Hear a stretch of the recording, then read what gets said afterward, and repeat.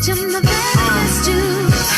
Scream peace, do we mean it? Can you feel it when we scream it out loud? Do you believe that we need it? Do you believe that it could get right? Do you believe that the children of the world deserve a good life? Well, if you do, it's time to wake up your mind. We can make it better, and I know it might take some time, but we gotta start somewhere. How about with you and me? Hi, everybody. Welcome. It's so nice to be here with you. I am still trying to recover from the, what's the right word? I guess magic of the keynote this morning. I was lucky enough to be with Barnaby at the first conference, and it just keeps getting better every year. So anyway, thank you for choosing our session. We're going to start by arriving. Like John Kabat-Zinn says, when a group gets together to take on hard work, it's good to arrive together. Just like a symphony orchestra that needs to tune their instruments, we can tune up together. So I'm going to just invite you to get yourself into what mindful body you find comfortable. I know you've been doing this a lot today. Take a couple of deep belly breaths. Release some of that cortisol. Just let yourself feel gravity take over. Gently close your eyes. And sit in gratitude for this conference, for our community, and for our agreement to come into this space dedicated to the often uncomfortable topic of race.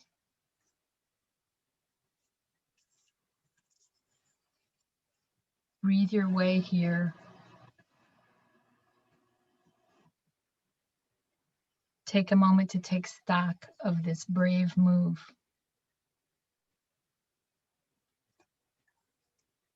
Feel your breath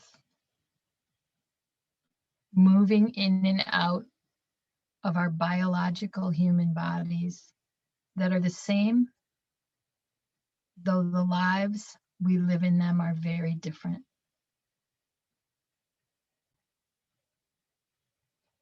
Ground in this moment.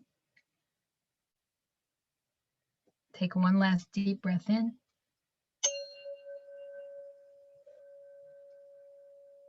Feel free to open your eyes now so we can begin.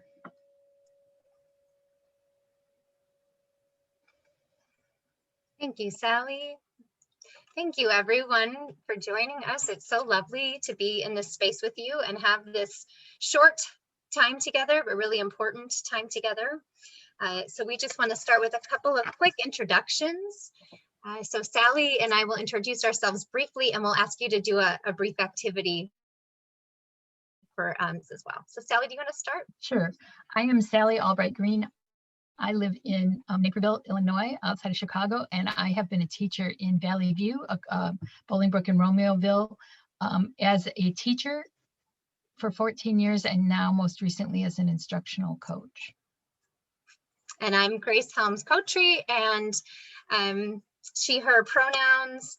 I am coming to you live from Ann Arbor, Michigan, and I'm originally from the Chicago area.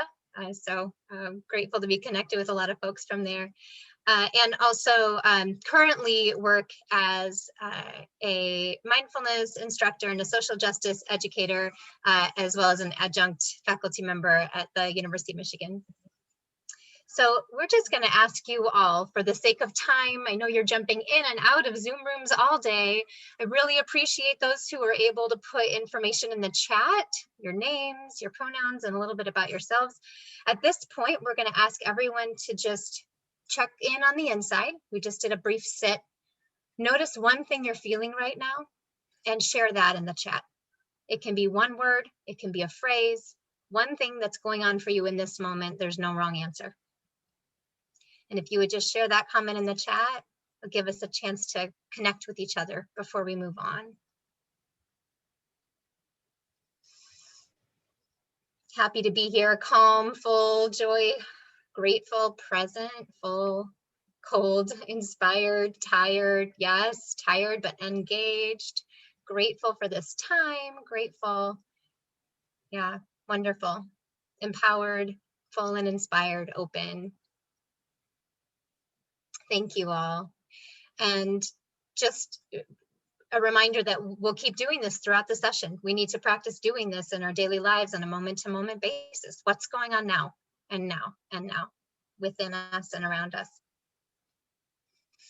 So we are going to jump into some content here after we do a brief intro to why we're here and what we're doing together for the next 50 minutes or so.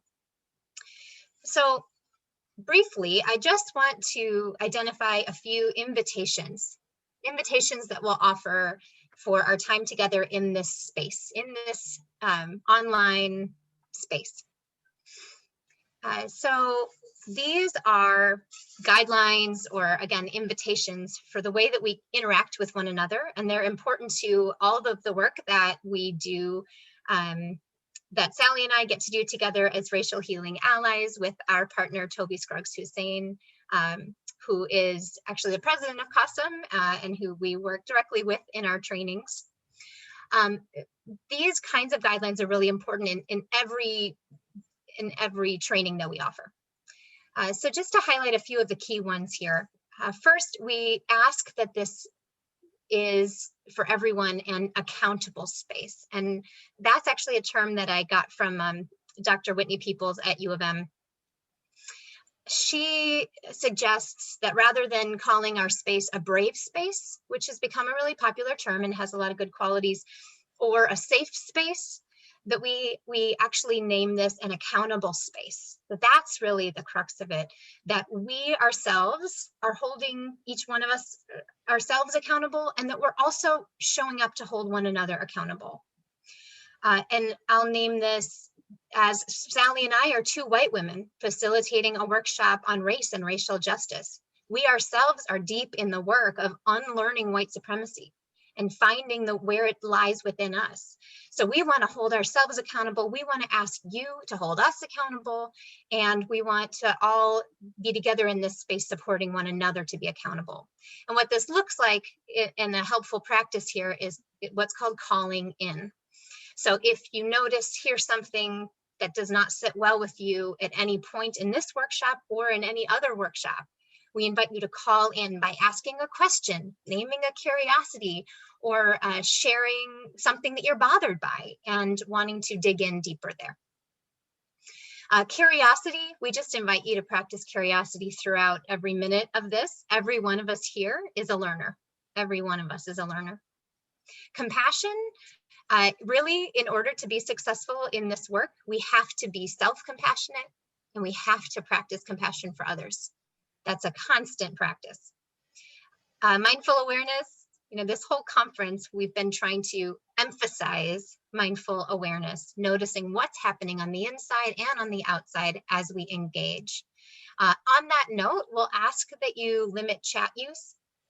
There are points in the workshop where we'll ask you to use the chat, and otherwise we'll ask you to kind of refrain from using the chat because it can be really a distraction.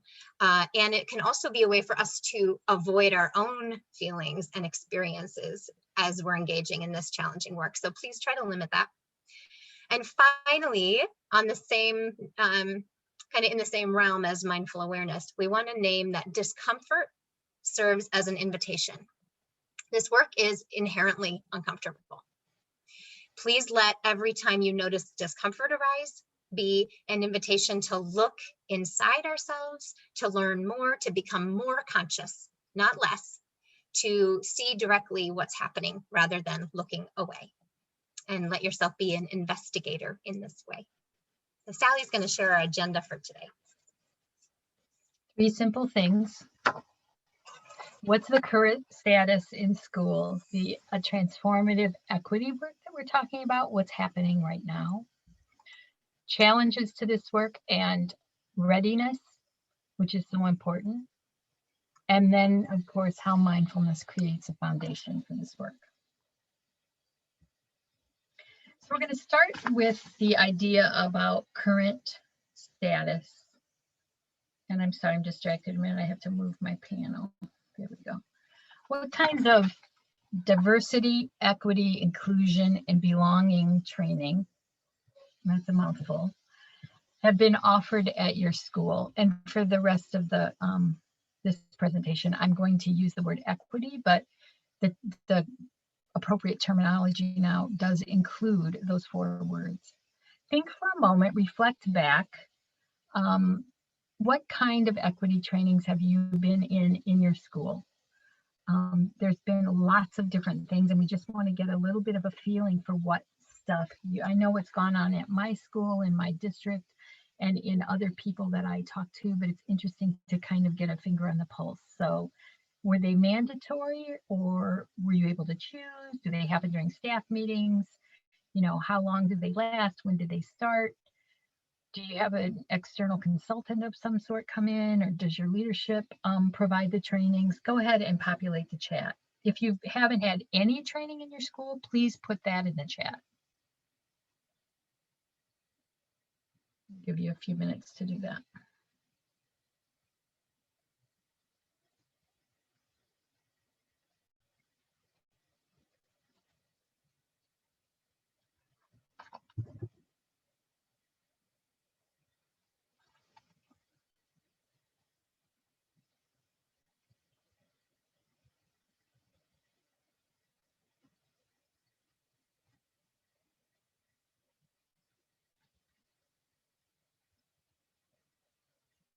I cannot see the chat. Is that normal? I thought I could still You're see it. sharing, so it's hard. I'll read them out loud. So some Read folks me a are few. saying, they're saying SEL training, but not equity at our school. None, no training at all. A combination of mandatory and voluntary. Trainings have not been ongoing, 1 to 2 a year, really. Okay, culturally and linguistically responsive teaching in our district. Yep. Let's see, mandatory during PD time. External groups opt-in offerings run by the internal. Thank you, Grace. I think that gives me an idea. Thank you. And that is not, it makes sense. This information is to be expected, like what's happening in schools. It's very much what I was expecting. Few schools have really been able to do much yet. And really this session isn't meant to be any sort of an indictment on what schools are doing right now. After George Floyd was killed in June, all of a sudden everyone cares. And it's a phenomenal ripe time for us, right? This, what's called a new awakening. Or many leaders have said, we don't even know what this time is called right now that we're in the middle of. It seems to say, safe to say there's a little bit of everything right now going on in schools. There's this incredible sense of urgency. Organizations large and small have begun to consider making the trainings mandatory. And these are all really good changes, things we may have dreamed of a couple of years ago, right? But the truth is, it really matters. The quality of this training really matters. And as Audre Lorde said way back in 1980, we have no patterns for relating across our human differences as equals. And sadly, that is probably still true today. The approach matters, much like the approach chosen to introduce mindfulness in schools, right? And to make it routine. The approach chosen for equity will determine its effectiveness. We're accepting the fact that many educators need support in ways we may not have anticipated. And their readiness to enter the rigorous nature of this work is key. Those of us doing contemplative work can sense how this kind of training needs to be different, but it's important to name the critical dynamics at play that help turn all of this kind of training into transformative training. So we're going to start by taking a look at some of the stubborn challenges that we face. And the first one is just this world of confusion we live in right now. Alternative facts, propaganda, anyone investigating social justice work now as a beginner is overwhelmingly confused by, you know, Black Lives Matter, All Lives Matter, Blue Lives Matter. which lives matter. And then all of these ideas and alternative facts are marinating in this super hateful discourse. Toby, our partner Toby, says racism is busy, and it is. And this confusing rhetoric makes it very difficult to navigate this kind of equity work. Another challenge, leaderships are unaware of the deep nature of the work. And really, this isn't just educational leaders, this is all leadership. A great, very public example is Roger Goodell, the commissioner of the NFL, who, you know, spent 2 years struggling and insecure about the way the leadership of the league should approach the peaceful protests that were happening among the players. And finally, last summer, he made a statement, and it was amazing, an amazing statement, admitting to mistakes that they had made. But if you've been following that at all, his life didn't get any better after that. No matter what the moves he makes now, after so much controversy and misrepresentation, face really mixed reviews at best. So leaders are afraid. They're in risky territory. 80% of teachers are white. We know this. This is a stubborn statistic. The makeup of the ethnicity of our students is changing. The makeup of our teachers is changing. The ethnic makeup of our teachers is changing much slower. And pre-service training is very surface level. Student teachers I've worked with the last couple of years, they will have heard of mindfulness. You know, they will have had some exposure to equity work, but it's not, in many cases, it's not deep work. Anyone who works as a professional educator knows about this challenge and all of the complicated dynamics that surround professional development that happen for teachers. Oftentimes there are 1 hour mandatory sessions at the end of long work days. Sometimes teachers are asked to give up their planning time to sit in meetings. It's a really horrendous way to approach this deep level work that we need to be doing. And then racial upheaval in the middle of a pandemic. Mental and emotional health care is in crisis. How can teachers possibly manage one more stressful assault on their sense of stability and comfort? And that's really, we do need to assault our sense of comfort in this work. Finally, and probably the most, what's the word I want? The least understood challenge is the last one here, the interracial contact concerns.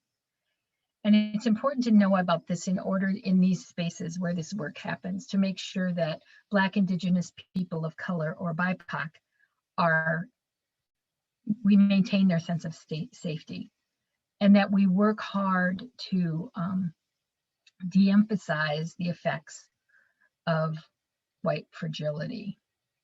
So studies show us that when we begin conversations, interracial conversations about anything, that there's increased arousal and anxiety.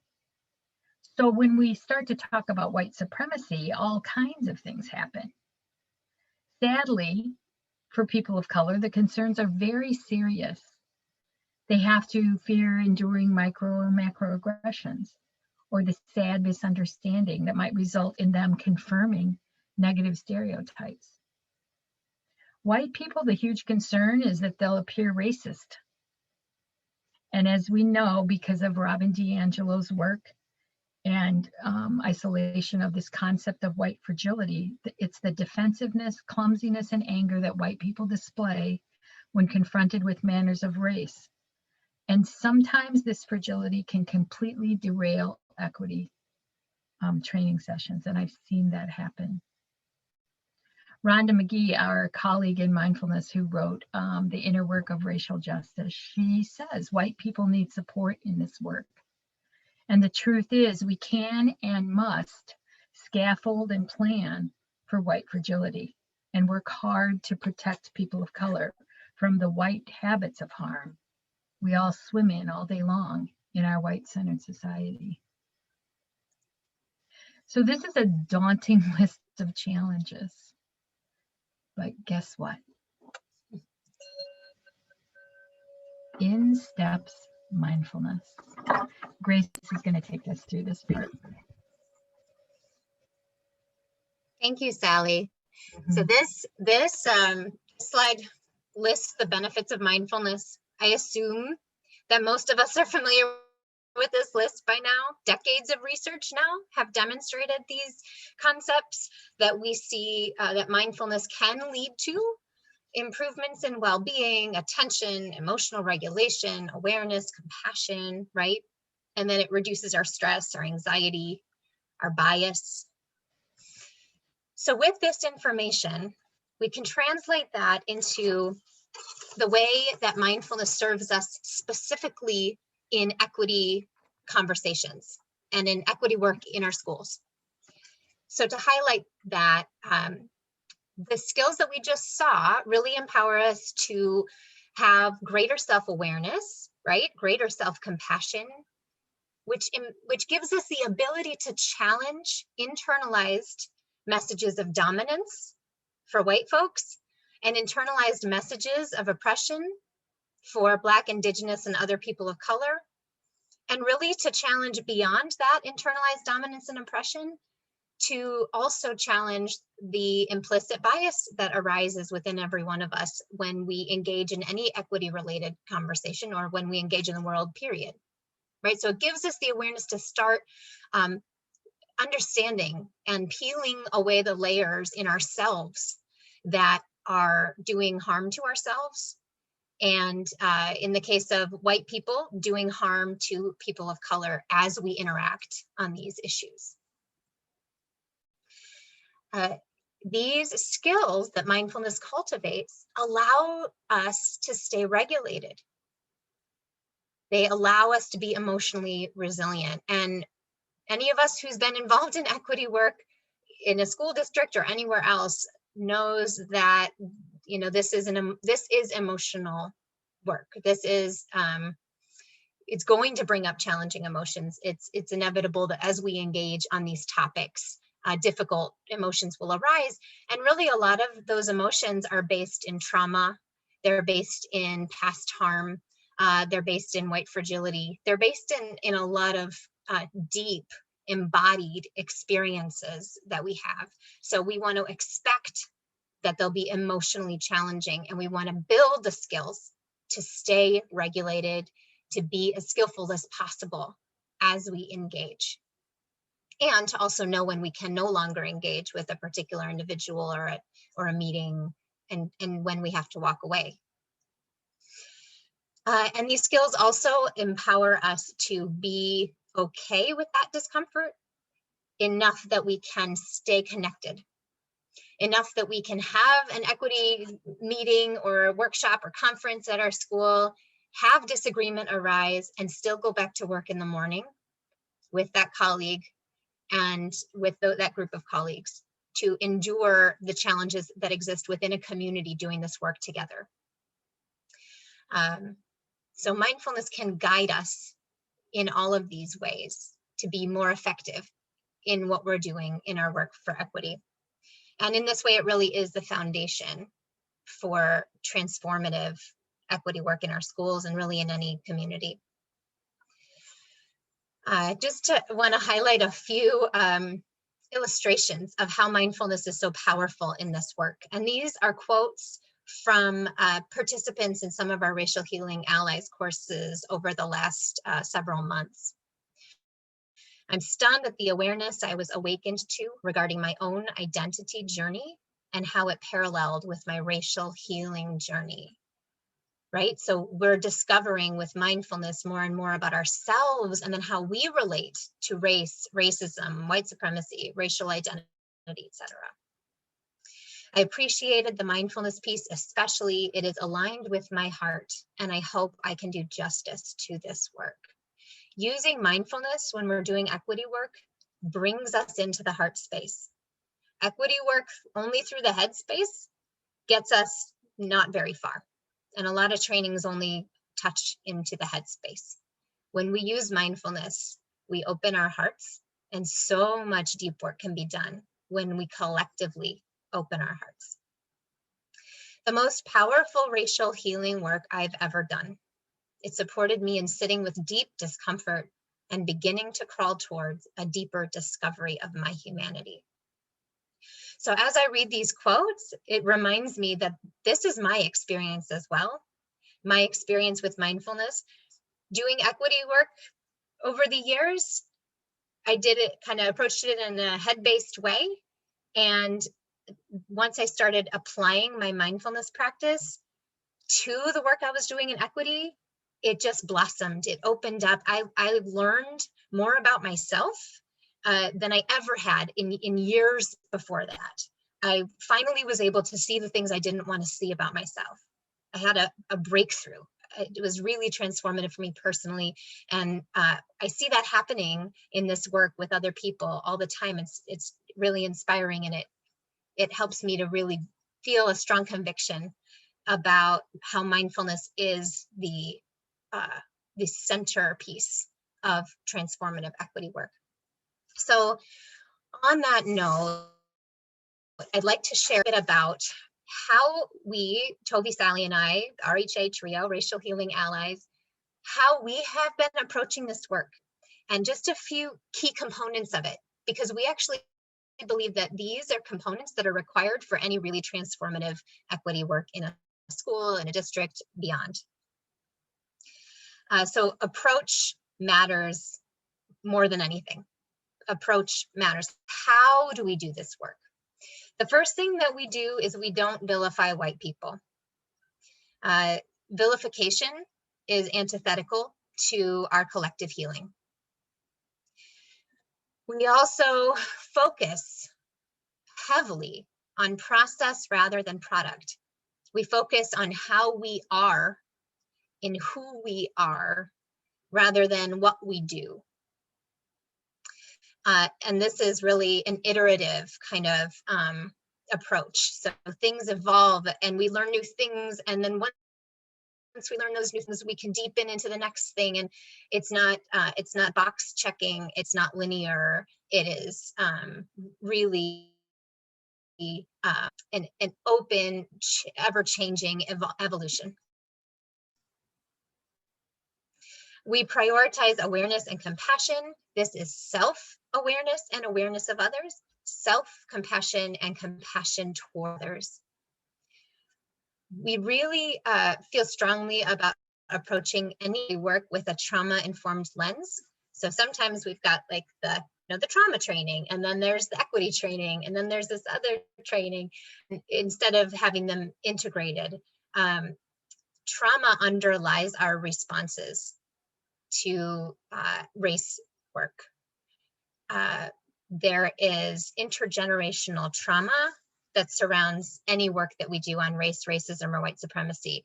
And we have to acknowledge this. We have to know then how we approach our trauma. And trauma is different, but all of us holds trauma in our body because of systemic whiteness and racism. And then we have to be able to take care of ourselves effectively so that learning can occur, so that we're not regressing, but we are progressing.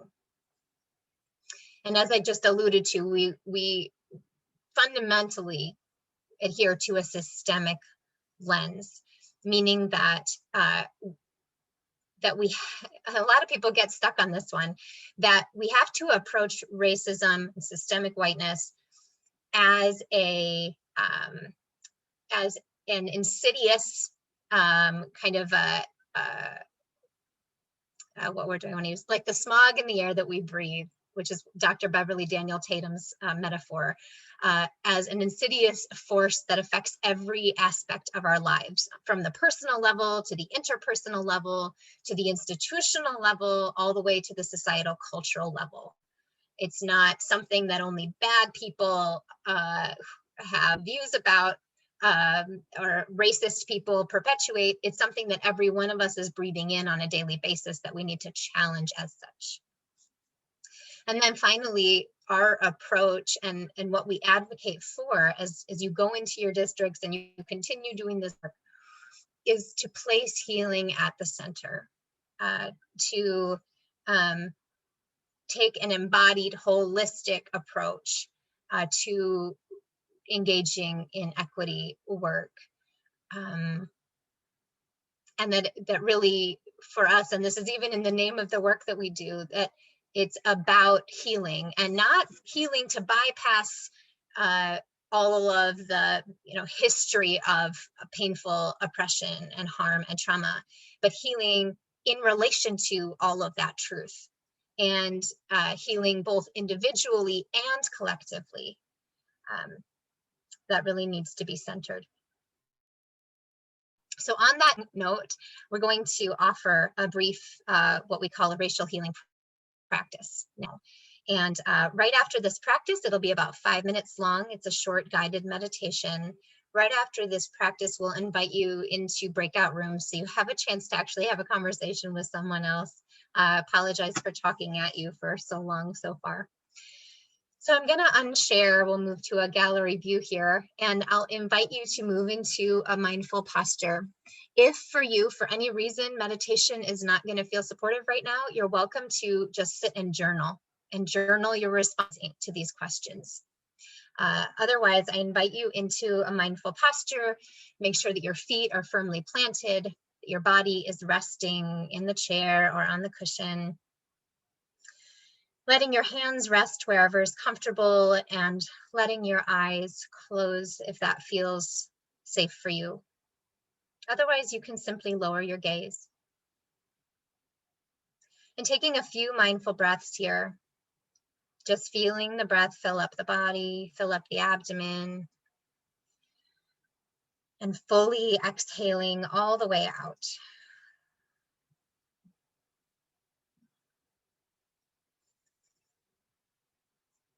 So I'm going to invite you to consider a moment of racial distress that you encountered.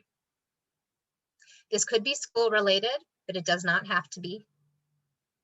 And this moment of racial should be an experience in which you caused racial distress for another person, or in which you were harmed racially by another person, or an event that you witnessed that was racially charged. Please don't choose a deeply traumatic event for this practice, just because we don't have enough time to really go that. So choose an event that was challenging. Whatever event comes to mind, let that one be what you used for this practice.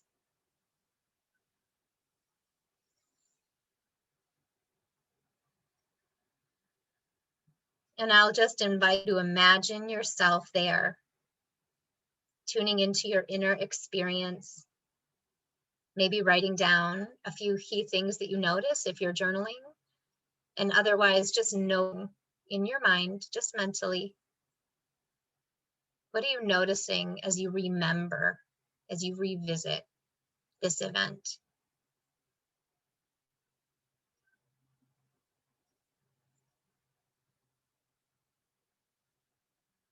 Noticing body sensations. What's happening in your body as you remember?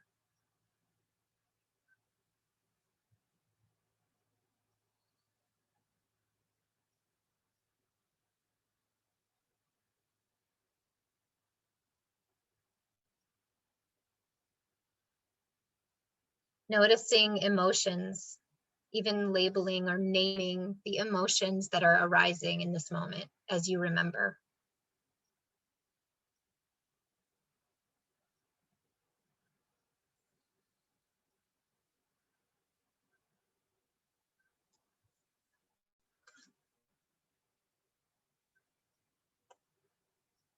And noticing any thoughts, what stories, what words, what's coming to mind as you remember.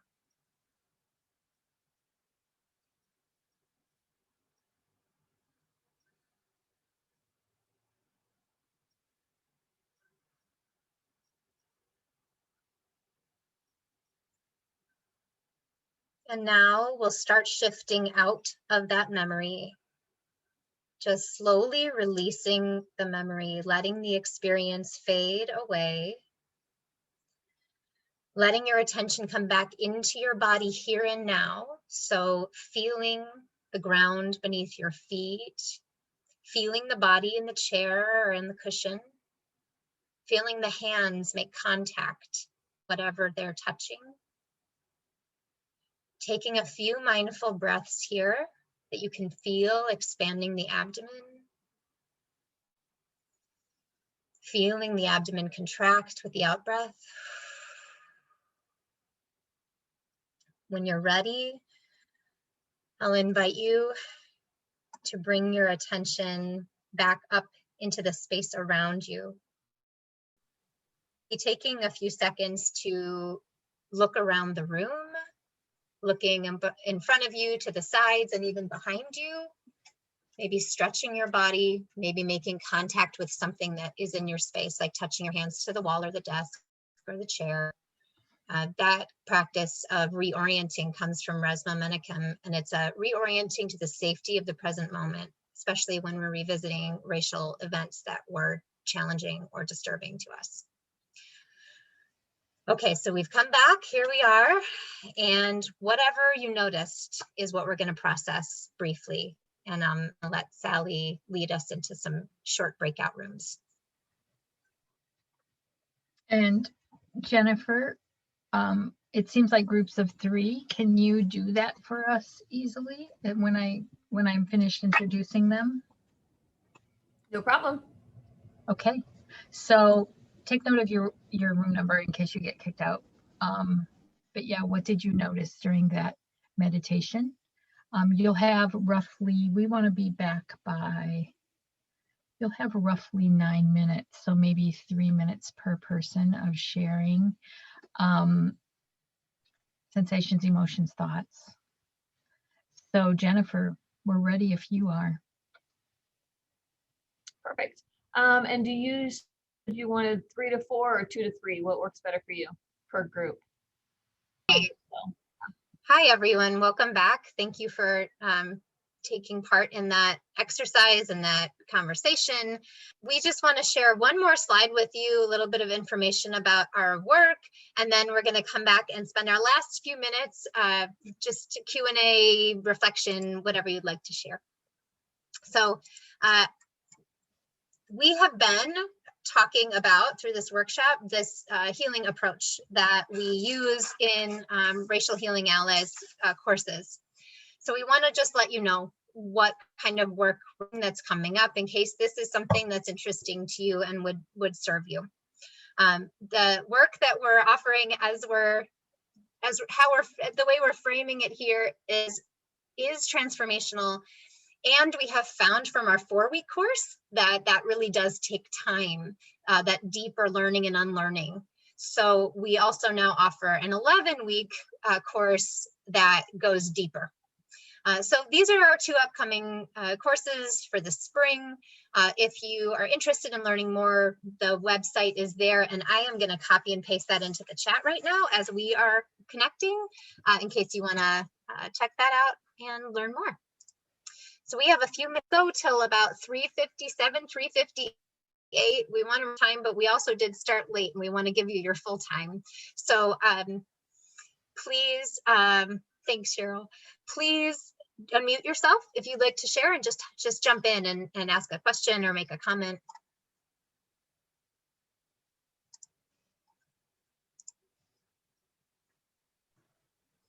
I'd like to ask what you folks do in a situation that came up in our group where someone says something and it's racist, but it's so you're like out of breath and don't know what to say. And how you guys, how you deal with that when it's, overtly racist. I mean, it may even be intentional. Did that just happen in our group, in our breakout, Barbara? No, I'm just saying the question came up because someone was sharing. Thank goodness. I was worried for a minute. How do you guys deal with that? Do you, come at it head on, or what do you do? So we practice in our workshops, we practice interrupting. And interrupting can be a challenge for those of us who have some fragilities, who are conflict averse, like myself. And it's a skill that we can practice and develop and get better at. So when something is said that's explicitly racist, implicitly racist, a macroaggression or a microaggression or something that just doesn't feel quite right, we encourage people to call one another in, as I was just beginning, by saying, whatever you can say, an interruption is required there. An interruption is necessary. And if your only words are, I don't even know what to say right now, those are the words you say, but you interrupt that action. And then other people can feed in and we can interrupt and learn. If you can say skillfully, what you just said was problematic for the following reasons. The term you just used was deeply offensive to me. I found that comment really harmful, and here's why. You know, especially for me as a white person in a space talking about race, my responsibility for showing up is really high. Like, I have a constant responsibility to be interrupting racism and white supremacy in myself as it comes up internally or externally, and in others as it comes up. And that's my work we're inviting you to do, that we're inviting you to commit to. And Barbara, So I'm asking specifically, what would you do if someone, Barbara, Barbara, let me say specifically, you take breaths and try to do a quick assessment of your situation. Are you in a mixed race space? If you're in a mixed race space, you have to be just profoundly sensitive about what happens next, because this person's obviously hurting people who are not white with their racist commentary. And you have to breathe, and there's not an easy answer. I heard Van Jones about a month ago say, sometimes you have to just say, we see this very differently. Because this person who's saying this thing, especially in a mixed, is probably triggered way off somewhere that might be even hard to reach. And so what Grace says, and those ideas about possible things you can say, but just, you have to try to slow it down and not turn it into an all out, fist fight. And you can do that. I tell a story during our class about a confrontation at dinner with a couple about Colin Kaepernick. And it's a great example, because I had to do that. And I felt it in my body. I felt myself slowing down. I was very aware of my surroundings and what to say next. And I uttered 2 phrases, but the person talking about Kaepernick was just continuing to be defensive, quite frankly. So I'm sorry, there's not a specific magic answer, but the mindfulness piece is the tool that we already have. And as you learn more, it becomes easier, maybe. But it also feels icky not being able to take it on, right? It doesn't feel good. You feel kind of helpless. And that's a skill that develops. Does that make sense, Barbara? It does. I guess I was really asking if you would do something. It sounds like you're saying you would hold the space for it if the other person doesn't say anything. And maybe you're at that moment, you aren't thinking of something to say, but it's at least something to hold that space so that it doesn't look like you accepted it. Yeah. Yes. Exactly. It has to be challenged. Yes. I want to respect everybody's time. I'm sorry, we're at 3:59, and I know people are hopping off, and I just want to thank everyone for being a part of this session. I put our email address in the chat if anyone has follow-up questions you weren't able to ask. So thank you for being here. Pleasure to be with everybody. Keep doing good work.